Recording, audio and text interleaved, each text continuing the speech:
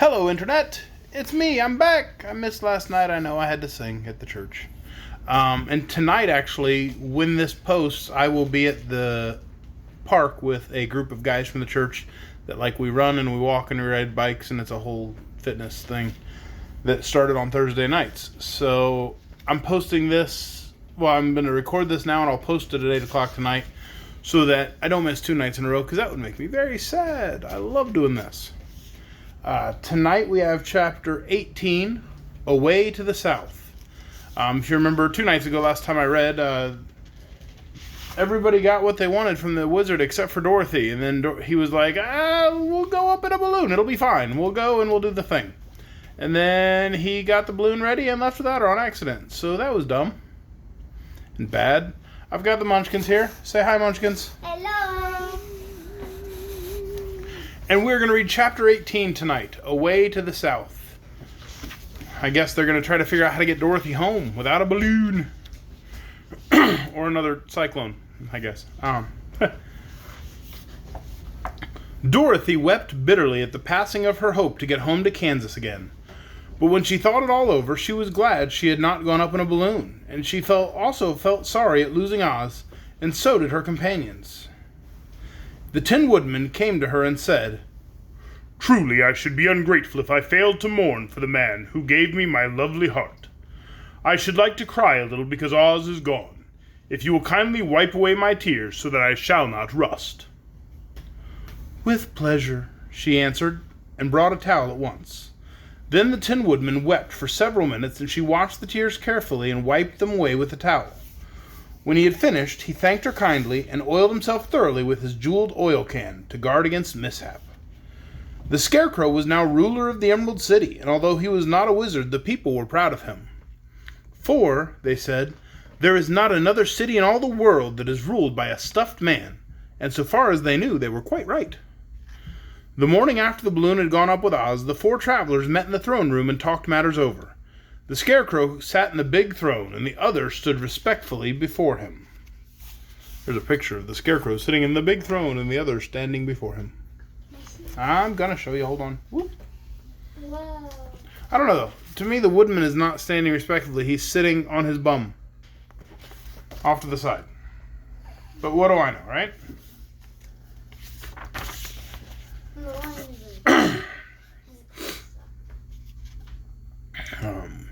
We are not so unlucky," said the new ruler.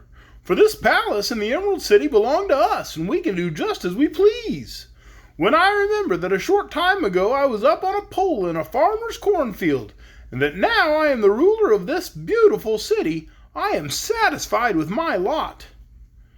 "I also," said the Tin Woodman, "am well pleased with my new heart, and really that was the only thing I wished in all the world." For my part, I am content in knowing that I am as brave as any other beast that ever lived, if not braver," said the Lion modestly. "If Dorothy would only be contented to live in the Emerald City," continued the Scarecrow, "we might all be happy together." "But I don't want to live here," cried Dorothy. "I want to go to Kansas and live with Aunt Em and Uncle Henry." "Well, then what can be done?" inquired the Woodman. The Scarecrow decided to think, and he thought so hard that the pins and needles began to stick out of his brains. Finally, he said, "Well, why not call the winged monkeys and ask them to carry you over the desert?" "I never thought of that," said Dorothy joyfully. "It's just the thing. I'll go at once for the golden cap." When she brought it into the throne room, she spoke the magic words, and soon the band of winged monkeys flew in through the open window and stood beside her. "This is the second time you have called us," said the Monkey King, bowing before the little girl. "What do you wish?" "I want you to fly with me to Kansas," said Dorothy. But the Monkey King shook his head. "It cannot be done," he said. "We belong in this country, alone, and cannot leave it. There has never been a winged monkey in Kansas yet, and I suppose there never will be, for they don't belong there. We shall be glad to serve you in any way in our power, but we cannot cross the desert. Goodbye." With another bow, the Monkey King spread his wings and flew away through the window, followed by all his band. Dorothy was ready to cry with disappointment. "I have wasted the charm of the golden cap to no purpose," she said, "for the winged monkeys cannot help me." "It is certainly too bad," said the tender-hearted woodman. The Scarecrow was thinking again, and his head bulged out so horribly that Dorothy feared it would burst. "Let us call in the soldier with the green whiskers," he said, "and ask his advice." So the soldier was summoned and entered the throne room timidly, for while Oz was alive he was never allowed to come farther than the door. "This little girl," said the Scarecrow to the soldier, "she wishes to cross the desert. How can she do so?" "I can't tell," answered the soldier. "Nobody's ever crossed the desert, unless it's Oz himself." "Is there no one who can help me?" asked Dorothy. "Glinda might," he suggested. "Who's Glinda?" inquired the Scarecrow. "Witch of the South. She's one of the most powerful of all the witches, and rules over the Quadlings. Besides, her castle stands on the edge of the desert, so she may know a way to cross it." "Glinda's a good witch, isn't she?" asked the child. "Quadlings think she's good," said the soldier, "and she is kind to everyone. I've heard that Glinda is a beautiful woman who knows how to keep young in spite of the many years she has lived." "How can I get to her castle?" asked Dorothy. "The road is straight to the south," he answered, "but it is said to be full of dangers to travelers. There are wild beasts in the woods, and a race of queer men who do not like strangers to cross their country. For this reason, none of the Quadlings ever come to the Emerald City." The soldier then left them, and the Scarecrow said, "It seems, in spite of dangers, that the best thing Dorothy can do is travel to the land of the South and ask Glinda to help her. For, of course, if Dorothy stays here, she will never get back to Kansas." "You must have been thinking again," remarked the Tin Woodman. "I have," said the Scarecrow. "I'll go with Dorothy," declared the Lion, "for I am tired of your city and long for the woods and the country again. I am really a wild beast, you know. Besides, Dorothy will need someone to protect her." "That is true," agreed the Woodman.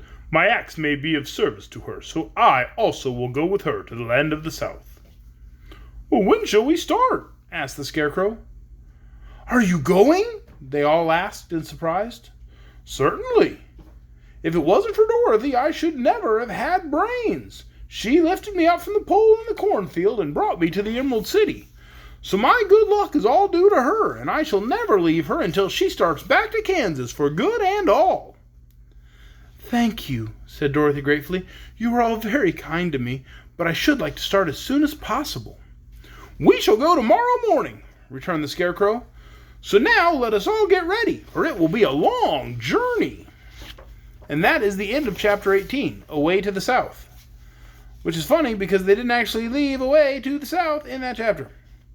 But tomorrow is Chapter 19. It's called, Chapter 19, Attacked by the Fighting Trees. So it seems we're not quite finished with this long journey yet. And then there's like 13 more books. So I'm just going to keep reading for like a year and a half or two. But I'm enjoying this. I hope you're enjoying this. I'll see everybody tomorrow night for Chapter 19, where we get to be attacked by fighting trees. Say bye, Munchkins. Bye. Attacked by fighting trees. We're gonna get attacked. I think if there's attacking trees, then there's like trees that look like normal trees, and then they just look down and then they just eat them. Try to eat them. This is what I've been living with through all of quarantine. We're a little Please send help.